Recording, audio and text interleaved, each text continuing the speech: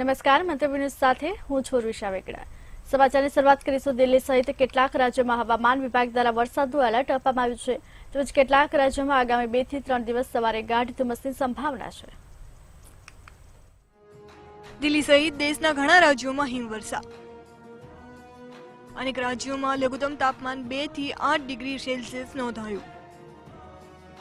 દિલ્હી સહિત રાજસ્થાનના 22 થી 23 ડિસેમ્બરે વરસાદની સંભાવના। હરિયાણા અને પંજાબમાં 5 દિવસ સુધી રહેશે ગાઢ ધુમ્મસ। દિલ્હી એનસીઆર સહિત દેશના ઘણા રાજ્યોમાં ધુમ્મસનો માહોલ જોવા મળી રહ્યો છે। ત્યારે પંજાબ, હરિયાણા, ચંદીગઢ, દિલ્હી અને ઉત્તર પ્રદેશના કેટલાક ભાગોમાં ઉત્તર પશ્ચિમ રાજસ્થાન, પૂર્વ મધ્યપ્રદેશ, ઉત્તર છત્તીસગઢ, ઝારખંડ અને પશ્ચિમ બિહાર, મધ્યપ્રદેશમાં છેલ્લા 24 કલાક દરમિયાન લઘુત્તમ તાપમાન 2 થી 8 ડિગ્રી સેલ્સિયસની વચ્ચે નોંધાયું હતું। ત્યારે ઠંડી વચ્ચે હવામાન વિભાગ દ્વારા પંજાબ, હરિયાણા, ચંદીગઢ, દિલ્હી, ઉત્તર પશ્ચિમ બંગાળ તેમજ રાજસ્થાનમાં 22 થી 23 ડિસેમ્બરે હળવાથી મધ્યમ વરસાદની સંભાવના વ્યક્ત કરવામાં આવી છે। તે જ સમયે 23 ડિસેમ્બરે ઉત્તર પશ્ચિમ યુપી, ઉત્તર પૂર્વ રાજસ્થાનમાં હળવો વરસાદ થઈ શકે છે। આ ઉપરાંત તમિલનાડુ, કરાઈકલ અને કેરળમાં પણ અલગ અલગ સ્થળોએ હળવાથી મધ્યમ વરસાદની આગાહી કરવામાં આવી છે। હવામાન વિભાગના જણાવ્યા અનુસાર હરિયાણા અને પંજાબમાં આગામી 5 દિવસ સુધી ગાઢ ધુમ્મસ રહેશે। આ સિવાય યુપી, આસામ, મેઘાલય, નાગાલેન્ડ, મણિપુર તેમજ મિઝોરમ, ઓડિશા અને ત્રિપુરામાં પણ આગામી 3 દિવસ સુધી ગાઢ ધુમ્મસ રહેશે। આ સાથે જ ઉત્તર પશ્ચિમ ભારતમાં આગામી 2 થી 3 દિવસમાં લદાખ, ગિલગિટ, બાલ્ટિસ્તાન, મુઝફ્ફરાબાદ તેમજ હિમાચલ પ્રદેશ, ઉત્તરાખંડમાં હળવો વરસાદ અને હિમવર્ષા થવાની સંભાવના છે। બ્યુરો રિપોર્ટ, મંતવ્ય ન્યૂઝ। આફ્રિકન દેશ ઝિમ્બાબ્વેમાં દુષ્કાળની સ્થિતિ સર્જાઈ છે। ત્યારે દુષ્કાળના કારણે મોટી સંખ્યામાં હાથીઓના મોત થઈ રહ્યા છે। પાણીની શોધમાં દૂર સુધી જવા માટે અસમર્થ છે। આફ્રિકાના ઝિમ્બાબ્વેમાં દુષ્કાળની પરિસ્થિતિ। દુષ્કાળના કારણે મોટી સંખ્યાઓમાં હાથીઓના મોત। ઝિમ્બાબ્વેના હવાંગીવે નેશનલ પાર્કમાં હાથીઓના મોત। દુષ્કાળથી વૃદ્ધ અને બીમાર હાથીઓ સૌથી વધુ અસરગ્રસ્ત। International fund for animal welfare પ્રાણીઓ માટે સંકટ ગણાવ્યું। આફ્રિકન દેશ ઝિમ્બાબ્વેમાં દુષ્કાળના કારણે મોટી સંખ્યાઓમાં હાથીઓના મોત થઈ રહ્યા છે। ત્યારે વૃદ્ધ અને બીમાર હાથીઓનું સૌથી વધુ અસરગ્રસ્ત છે, જે પાણીની શોધમાં દૂર સુધી જવા માટે અસમર્થ છે। તે જ સમયે દુષ્કાળના કારણે કુખ્યાત હાથીઓ અને પાણીના અભાવે મરી રહ્યા છે। ઝિમ્બાબ્વેના સૌથી મોટા રાષ્ટ્રીય અનામતમાં દુષ્કાળના કારણે તાજેતરના સમયમાં ઓછામાં ઓછા 100 હાથીઓના મોત થયા છે। વન્યજીવન અધિકારી અને સંરક્ષણ જૂથો આ હાથીઓના મૃત્યુ માટે આબોહવા પરિવર્તન અને અલ નીનોની જવાબદાર ઠેરવી રહ્યા છે। સત્તાવાળાઓએ ચેતવણી આપી છે કે હયાંગે નેશનલ પાર્ક સહિત દક્ષિણ આફ્રિકાના દેશના કેટલાક અન્ય વિસ્તારોમાં ગરમીના મોજા અને ઓછા વરસાદની અપેક્ષા હોવાથી વધુ મૃત્યુ થઈ શકે છે। International fund for animal welfare અને હાથી અને અન્ય પ્રાણીઓ માટે સંકટ ગણાવ્યું છે।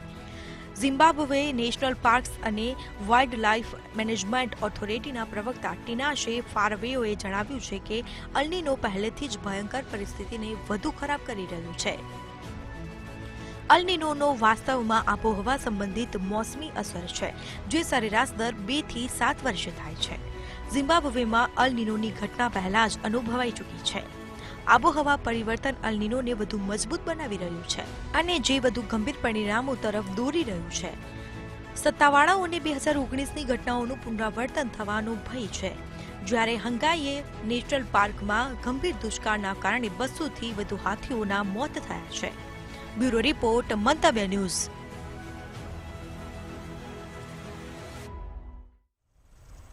દેશમાં કોરોનાએ ફરી માથું ઊંચક્યું છે અને કોરોના સંક્રમિત દર્દીઓમાં નવો વેરિયન્ટ JN1 જોવા મળી રહ્યો છે। તેનો ફેલાવો પણ ઝડપથી વધી રહ્યો છે। 40થી વધુ દેશોમાં સંક્રમણમાં વધારો થઈ રહ્યો છે। ભારતમાં પણ 11 રાજ્યોમાં કોરોનાના નવા વેરિયન્ટના કેસો સામે આવ્યા છે।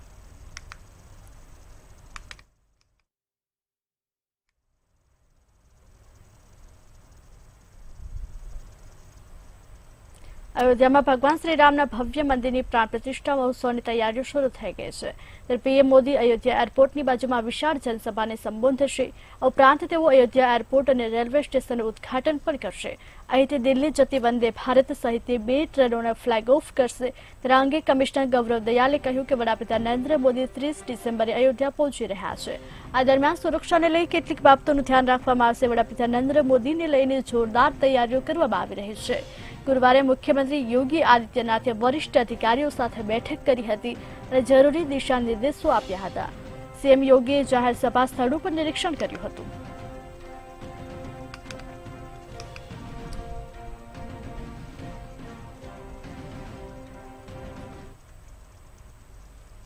બાવીસ જાન્યુઆરી રામ મંદિરમાં રામલલાનો પ્રાણ પ્રતિષ્ઠા સમારોહ યોજાવાનો છે. ઉત્તર પ્રદેશના મુખ્યમંત્રીએ રામલલાના પ્રાણ પ્રતિષ્ઠા સમારોહની તૈયારીઓની સમીક્ષા કરી હતી. અયોધ્યા રામ મંદિરના પ્રાણ પ્રતિષ્ઠા સમારોહની તૈયારીઓ. મુખ્યમંત્રી યોગી આદિત્યનાથે એક મોટો નિર્ણય કર્યો. 30 ડિસેમ્બરના કાર્યક્રમને 22 જાન્યુઆરીનું રિહર્સલ ગણાવ્યું. અયોધ્યામાં હોટલના બુકિંગ કરવાનો અધિકારીઓને આપ્યો નિર્દેશ. સુરક્ષાને લઈને વીવીઆઈપી રોકાશે ત્યાં બહારના લોકો રોકાઈ શકશે નહીં. ઉત્તર પ્રદેશના મુખ્યમંત્રી યોગી આદિત્યનાથે અયોધ્યાના રામ મંદિરમાં રામલલાના પ્રાણ પ્રતિષ્ઠા સમારોહની તૈયારીઓની સમીક્ષા કરી હતી. ત્યારે સમીક્ષા દરમિયાન સીએમ યોગીએ 30 ડિસેમ્બરના કાર્યક્રમને 22 જાન્યુઆરીનું રિહર્સલ ગણાવ્યું હતું અને આ સાથે મુખ્યમંત્રીએ એક મોટો નિર્ણય કરતા અધિકારીઓને 22 જાન્યુઆરી માટે અયોધ્યામાં હોટલના બુકિંગ રદ કરવાનો નિર્દેશ પણ આપ્યો હતો. રામનગરીમાં મોટી સંખ્યાઓમાં આવતા વીવીઆઈપીઓને સમાવવા માટે પૂરતી હોટલો નથી. વહીવટીતંત્ર આવા મહાનુભાવો માટે લખનઉ, પ્રયાગરાજ અને વારાણસીમાં હોટલની વ્યવસ્થાઓ પહેલેથી જ કરી રહ્યું છે. સુરક્ષાના કારણોસર જે હોટલમાં વીવીઆઈપી રોકાશે ત્યાં બહારના લોકો રોકાઈ શકશે નહીં. ઉલ્લેખનીય છે કે પીએમ મોદીની હાજરીમાં 22 જાન્યુઆરીએ પ્રાણ પ્રતિષ્ઠા મહોત્સવ યોજાશે અને તે પહેલા પીએમ 30 ડિસેમ્બરે મર્યાદા પુરુષોત્તમ રામ ઇન્ટરનેશનલ એરપોર્ટ અને અયોધ્યા રેલવે સ્ટેશનનું ઉદ્ઘાટન કરશે અને આ સાથે જ તેઓ હજારો કરોડના ડેવલપમેન્ટ પ્રોજેક્ટની પણ જાહેરાત કરશે. સીએમ યોગીએ કહ્યું છે કે 22 જાન્યુઆરીના રોજ મફત તે જ લોકો અયોધ્યા આવી શકશે જેમની પાસે આમંત્રણ પત્ર હશે અથવા સરકારી ફરજ પર તૈનાત હશે. યોગીએ કહ્યું છે કે 22 જાન્યુઆરીએ આવનારા વિમાનો માટે શ્રીરામ એરપોર્ટ પર પૂરતી જગ્યા નથી અને જેના લીધે આસપાસના જિલ્લાઓને એર સ્ટ્રીપ્સ અને એરપોર્ટ પર વ્યવસ્થા કરવા સૂચના આપી દેવામાં આવી છે. બ્યુરો રિપોર્ટ, મંતવ્ય ન્યૂઝ. ફ્રાન્સના રાષ્ટ્રપતિ ઇમુનેલ મેક્રો ભારતના મહેમાન બનશે. ગણતંત્ર દિવસના રોજ ભારતના મુખ્ય કાર્યક્રમના મુખ્ય અતિથિ તરીકે મેક્રો ભારત આવશે. પ્રધાનમંત્રી નરેન્દ્ર મોદીના આમંત્રણનો સ્વીકાર કર્યો છે. પીએમ મોદી આ વર્ષે જુલાઈમાં ફ્રાન્સના પ્રવાસે ગયા હતા, જ્યાં ફ્રાન્સના રાષ્ટ્રીય દિવસ સમારોહમાં સન્માનિત અતિથિના રૂપમાં તેઓ જોડાયા હતા. તેમણે રાષ્ટ્રપતિ મેક્રોને ભારતના ગણતંત્ર દિવસ સમારોહના મુખ્ય અતિથિ તરીકે સામેલ થવા માટે આમંત્રણ આપ્યું હતું. મેક્રો ગણતંત્ર દિવસ પર ભારત આવનારા છઠ્ઠા ફ્રાન્સીસી નેતા હશે. આ પહેલા 1976માં ફ્રાન્સીસી પ્રધાનમંત્રી જેક્સ સિરાક, 1980માં રાષ્ટ્રપતિ વેલેરી ગિસ્કાર્ડ, 1998માં રાષ્ટ્રપતિ જેક્સ સિરાક, 2008માં રાષ્ટ્રપતિ નિકોલસ સરકોઝી અને 2016માં રાષ્ટ્રપતિ ફ્રાન્સવા ઓલાંદ ગણતંત્ર દિવસ પર મુખ્ય અતિથિ બન્યા હતા. આ પહેલા કેન્દ્ર સરકારે અમેરિકન રાષ્ટ્રપતિ બાઇડનને મુખ્ય મહેમાન તરીકે આમંત્રણ આપ્યું હતું, પણ તેઓ જાન્યુઆરીમાં દિલ્હી આવવામાં અસમર્થ હતા.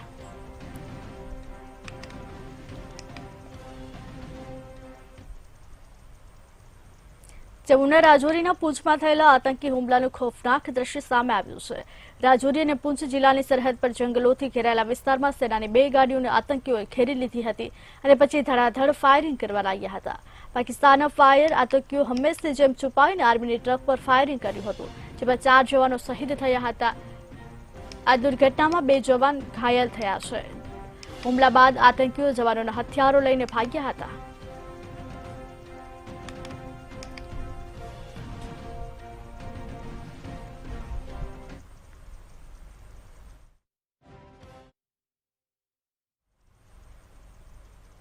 ચેક રિપબ્લિકની રાજધાની પ્રાગની એક યુનિવર્સિટીમાં ગોળીબાર થયો હતો.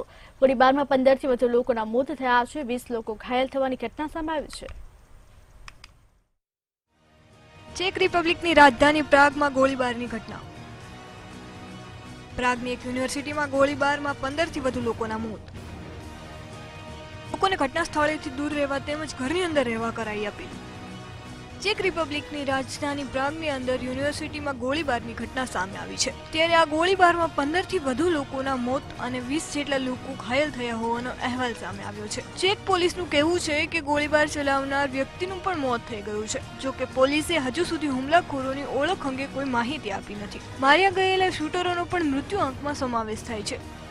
ચેક પોલીસે જણાવ્યું હતું કે પોલીસે હુમલો કરનાર શૂટરને પણ માર્યો છે. હાલમાં આખી ઇમારત ખાલી કરવામાં આવી રહી છે.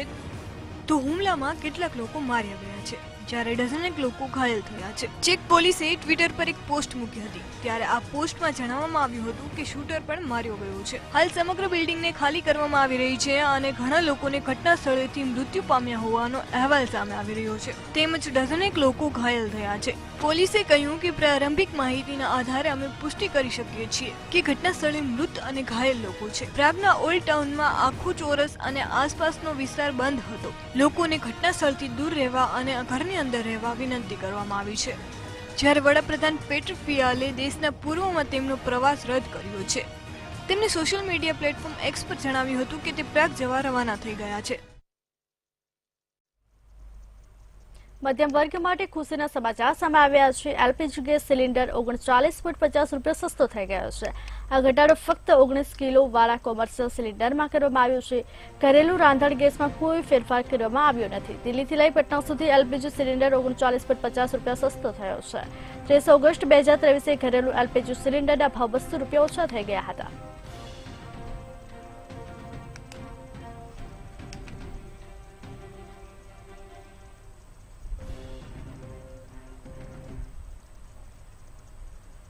લોકસભા અને રાજ્યસભાના સાંસદોના સામૂહિક સસ્પેન્શન સામે દિલ્હીના જંતર મંતર ખાતે આજે ઇન્ડિયા ગઠબંધને વિરોધ પ્રદર્શન કર્યું હતું.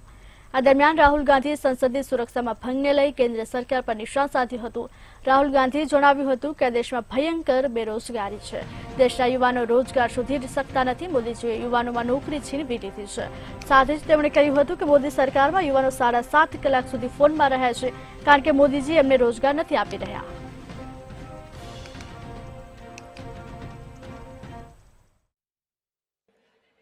साढ़े 7 घंटे नरेंद्र मोदी जी की सरकार में हिंदुस्तान का युवा सेल फोन पे बैठा है.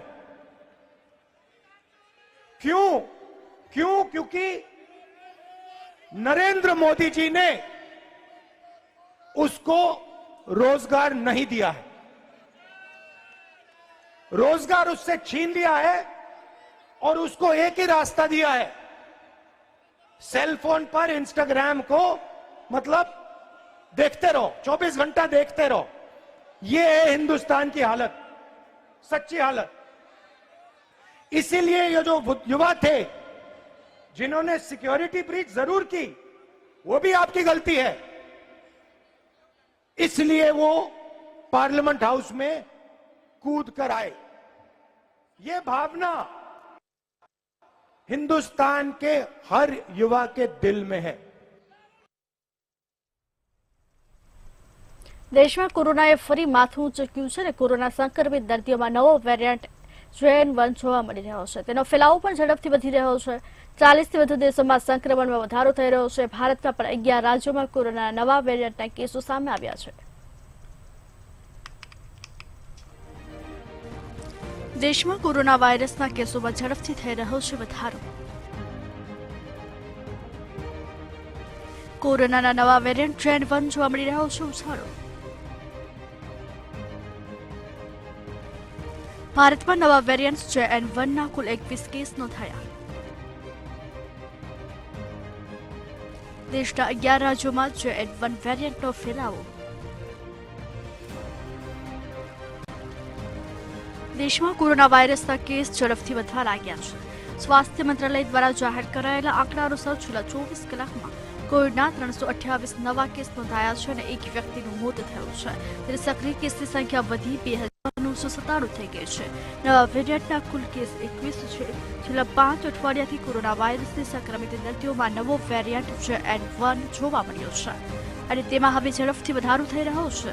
કેન્દ્રીય સ્વાસ્થ્ય મંત્રાલયની સોંપાયેલા એક રિપોર્ટમાં જણાવ્યું છે કે છેલ્લા ગયા મહિને જીનોમ સિક્વન્સિંગ દરમિયાન દેશના પહેલા 4 JN1 સંક્રમણના કેસો સામે આવ્યા હતા. પરંતુ હાલ આ મહિને 17 દર્દીઓમાં આ નવો વેરિયન્ટ જોવા મળ્યો છે. કુલ 8 સેમ્પલના જીનોમ સિક્વન્સિંગમાં તમામમાં આ નવો વેરિયન્ટ જોવા મળ્યો હતો. જેના પ્રથમ અઠવાડિયામાં જ 20 થી 25% સેમ્પલ જોવા મળ્યા છે. રાષ્ટ્રીય રોગ નિયંત્રણ કેન્દ્રએ સ્વાસ્થ્ય મંત્રાલયને રિપોર્ટ સોંપ્યો છે, જેમાં કહેવામાં આવ્યું છે JN1નું સંક્રમણ દેશના 11 રાજ્યો સુધી પહોંચી ગયું છે. કેરળ, કર્ણાટક, તમિલનાડુ, મહારાષ્ટ્ર, ગોવા, પુડુચેરી, ગુજરાત, તેલંગાણા, પંજાબ, દિલ્હી અને રાજસ્થાનમાં પણ કોરોના સંક્રમિત દર્દીઓ મળી આવ્યા છે.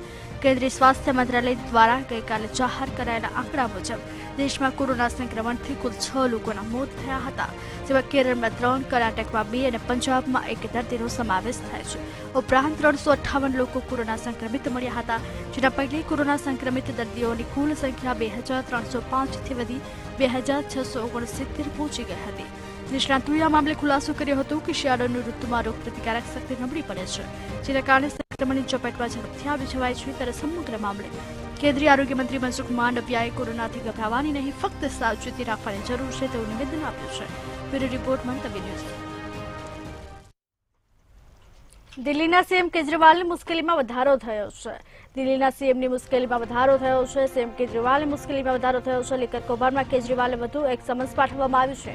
સીએમ અરવિંદ કેજરીવાલને ઈડી દ્વારા ત્રીજું સમન્સ પાઠવવામાં આવ્યું છે.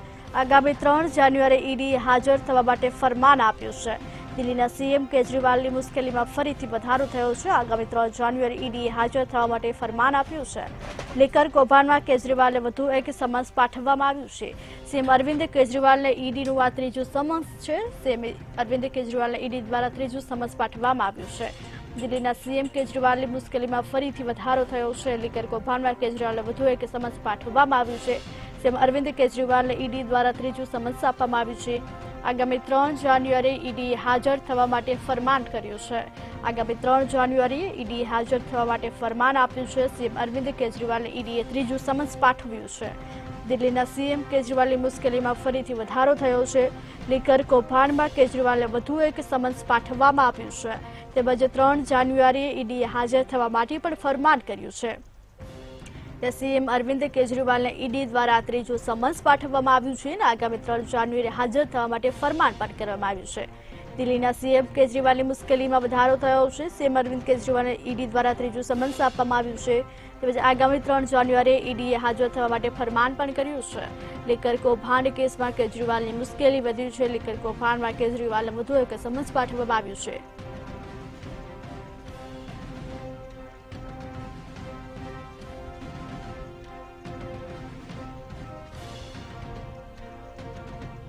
દિલ્હીના સીએમ કેજરીવાલની મુશ્કેલીમાં ફરીથી વધારો થયો છે. ઈડી દ્વારા ત્રીજું સમન્સ પાઠવવામાં આવ્યું છે. લીકર કૌભાંડમાં કેજરીવાલને વધુ એક સમન્સ પાઠવાયું છે. સીએમ અરવિંદ કેજરીવાલને ઈડી દ્વારા ત્રીજું સમન્સ આપવામાં આવ્યું છે.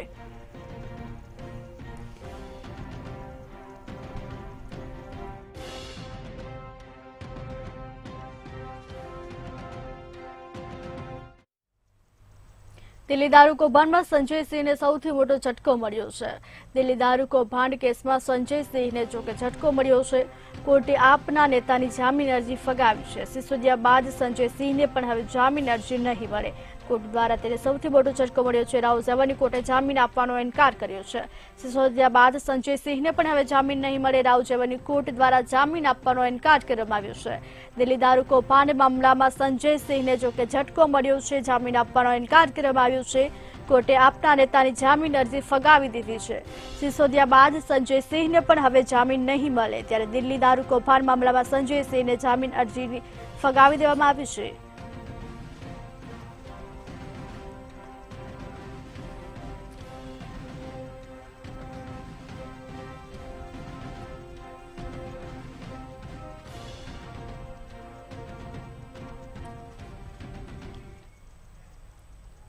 પંજાબમાં 24 થી 31 ડિસેમ્બર સુધી તમામ શાળાઓ બંધ રાખવાનો નિર્ણય કરવામાં આવ્યો છે. પંજાબમાં 24 થી 31 ડિસેમ્બર સુધી તમામ શાળાઓ બંધ રાખવામાં આવશે. સરકારી તેમજ ખાનગી શાળાઓ 31 ડિસેમ્બર સુધી બંધ રખાશે. રાજ્યમાં ઠંડીનું જોર વધતા પંજાબ સરકારે નિર્ણય કર્યો છે. રાજ્યમાં ઠંડીનું જોર વધી રહ્યું છે ત્યારે ઠંડીનું જોર વધતા પંજાબ સરકાર દ્વારા નિર્ણય કરવામાં આવ્યો છે. ઠંડીનું જોર વધતા સરકારે નિર્ણય લઈ અને 31 ડિસેમ્બર સુધી શાળાઓ બંધ રાખવાનો આદેશ આપ્યો છે. પંજાબમાં 24 થી 31 ડિસેમ્બર સુધી તમામ શાળાઓ બંધ રાખવામાં આવશે. સરકારી તેમજ ખાનગી શાળાઓ બંધ રહેશે. સરકારી તેમજ ખાનગી શાળાઓ 31 ડિસેમ્બર સુધી બંધ રાખવાનો આદેશ આપવામાં આવ્યો છે. રાજ્યમાં ઠંડીનું જોર વધી રહ્યું છે. ઠંડીનું જોર વધતા પંજાબ સરકાર દ્વારા શાળાઓ બંધ રાખવાનો નિર્ણય કરવામાં આવ્યો છે. ત્યારે આ નિર્ણય અનુસાર પંજાબમાં 24 થી 31 ડિસેમ્બર સુધી તમામ શાળાઓ બંધ રહેશે.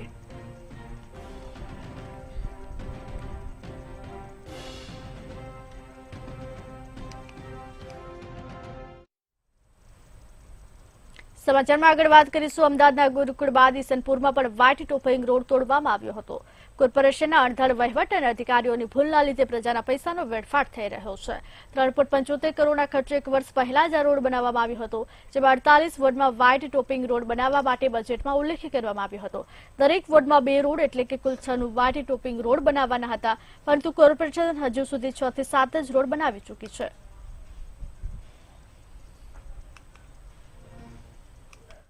અમદાવાદ મ્યુનિસિપલ કોર્પોરેશન દ્વારા વ્હાઇટ ટેપિંગ રોડનું નવું કામ જે ચાલુ કરવામાં આવ્યું. વ્હાઇટ ટેપિંગ રોડને એવું કહેવામાં આવે છે કે એકવાર બન્યા પછી એ વર્ષો સુધી તૂટતો નથી, પરંતુ ભારતીય જનતા પાર્ટીના કોર્પોરેટરો અને મોટા મોટા નેતાઓ પોતાના કાવા દાવાથી લઈ અને પોતાની સાઠગાંઠ કરી અને કોર્પોરેશન દ્વારા પોતાની સોસાયટીમાં અથવા પોતાના રહેણાંકના નજીક વિસ્તારમાં આવા રોડો બનાવી રહ્યા છે. પહેલો રોડ પણ આપણે જોયું કે નારાયણપુરામાં બન્યો અને એ તૂટ્યો હતો, અને આ બીજો રોડ ઈસનપુરની અંદર શંકરભાઈ ચૌધરી કે જેઓ ડેપ્યુટી ચેરમેન હતા પહેલા રોડ એન્ડ બિલ્ડિંગ ખાતાના, એમની સોસાયટીથી એક બહારની સોસાયટીમાં જે રોડ નીકળ્યો વ્હાઇટ ટેપિંગ બનાવ્યો, અને એ રોડ અત્યારે હાલ તોડવામાં આવી રહ્યો છે. એ રોડની ગેરંટી હોય છે 25-30 વર્ષ સુધી તૂટતો નથી, પરંતુ આજે 1 વર્ષ પણ નથી થયું અને આજે એ રોડ તૂટી રહ્યો છે. સંસદમાં કોંગ્રેસ સાંસદોને ઇન્ડિયા ગઠબંધન સાથે જોડાયેલા નેતાઓને સસ્પેન્ડ કરવાના મામલે દેશભરમાં કોંગ્રેસ દ્વારા ધરણા કરવામાં આવ્યા હતા. ગુજરાતના 33 જિલ્લામાં કાર્યક્રમ યોજવામાં આવ્યો હતો. અમદાવાદના સરદારબાગ બહાર શહેર કોંગ્રેસ ધરણાનો કાર્યક્રમનું આયોજન કરવામાં આવ્યું હતું, જેમાં શહેર કોંગ્રેસ હિંમતસિંહ પટેલની અધ્યક્ષતામાં કાર્યક્રમનું આયોજન કરાયું હતું. કોંગ્રેસના ધારાસભ્ય, કોર્પોરેટર, વિપક્ષ નેતા સહિતના કાર્યકરો હાજર રહ્યા હતા. ભાજપ દ્વારા કોંગ્રેસ અને સાથી પક્ષોને હેરાન કરવામાં આવતા હોવાનો આક્ષેપ લગાવવામાં આવ્યો હતો. સંસદમાં 4 લોકોએ કરેલી ઘૂસણખોરી મામલે પણ સત્તાપક્ષ પાસે જવાબ માંગ્યા હતા. કોંગ્રેસ શહેર પ્રમુખ હિંમતસિંહ પટેલે જણાવ્યું કે આ રીતે દેશની સર્વોચ્ચ જગ્યા પર હુમલામાં પોતાની નિષ્ફળતા હોવા છતાં પણ સરકારમાં કોઈ જવાબ આપતા નથી.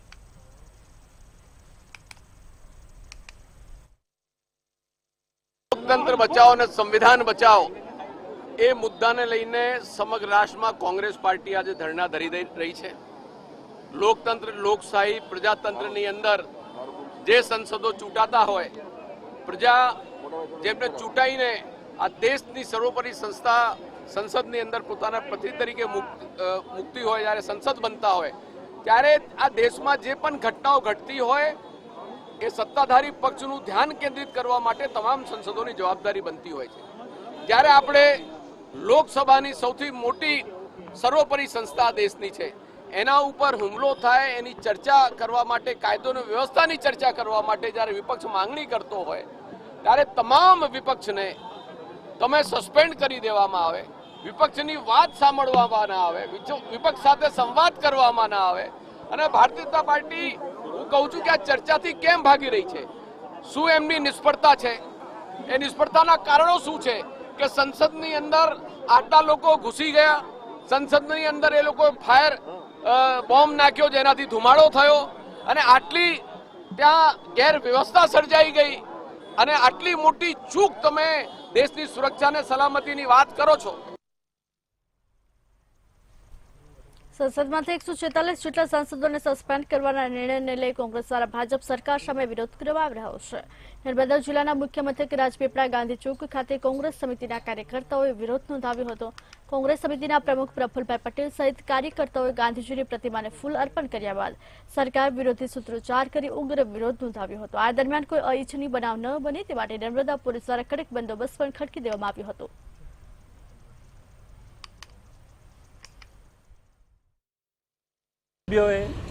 લોકસભાની અંદર આદરણીય ગૃહમંત્રીશ્રીને પૂછવામાં આવ્યું, કહેવામાં આવ્યું કે લોકતંત્ર જે છે એ લોકતંત્રની અંદર સાંસદ અને લોકસભાની સુરક્ષા એ ખૂબ જ ગંભીર પ્રશ્ન કહેવાય અને એની અંદર જે ચૂક થઈ છે એ ચૂક થઈ હોય તેનો સ્વીકાર કરો, આ બાબતે નિવેદન આપો. તો એના જવાબની અંદર 146 જેટલા સાંસદ સભ્યોને નિલંબિત તમે કરી રહ્યા છો. તો એ બહુમતી જે છે એ બહુમતીનું ઘમંડ માનીએ છીએ અમે. બહુમતીના જોરે વિપક્ષને દબાવવાનું કામ માનીએ છીએ અમે. રાજ્યમાં ઝટકો ભરતી રદ કરતા કોંગ્રેસ પ્રમુખ શક્તિસિંહ ગોહિલે સરકાર પર પ્રહાર કર્યા હતા. શક્તિસિંહ ગોહિલે કહ્યું હતું કે સરકારી નોકરી ઇચ્છુક ગુજરાતના મહેનતુ યુવાનો સાથે ભાજપ સરકારની વારંવાર ક્રૂર મજાક કરે છે. તેમજ Gujarat energy transmission corporation limited દ્વારા લેવાયેલી પરીક્ષા પાસ કરનાર યુવાન ઉમેદવારો નોકરીની રાહ જોઈને બેઠા હતા. તે વિદ્યુત સહાયકની ભરતી પરીક્ષાને રદ કરવાનો સરકારનો નિર્ણય અત્યંત આઘાતજનક હતો. Gujarat energy transmission corporation limited GETCO દ્વારા જે ગુજરાતના યુવાનોએ સરકારી નોકરી માટે પરીક્ષા આપી, પોલ ટેસ્ટ કર્યો, પાસ થયા અને નોકરીની રાહ જોઈને બેઠા હતા, એ આખી સમગ્ર પ્રક્રિયા અને પરીક્ષા રદ કરવાનો નિર્ણય એ આઘાતજનક નિર્ણય છે. વારંવાર ગુજરાતના મહેનતકશ યુવાનો સાથે આ પ્રકારની ક્રૂર મજાક ભારતીય જનતા પાર્ટીની સરકારના શાસનમાં કેમ થાય છે? મારો સીધો સવાલ છે. શું આ પ્રકારની પ્રક્રિયાથી સુશાસન છે ગુજરાતમાં એવું આપણે કહી શકશું ખરા? શાસન ચલાવવા માટે કેટલીક ગંભીરતા હોવી જોઈએ. વારંવાર એ સામે આવ્યું છે. સમાચારમાં હાલ આટલું જ. વધુ સમાચારો માટે જોતા રહો મંતવ્ય ન્યૂઝ. નમસ્કાર.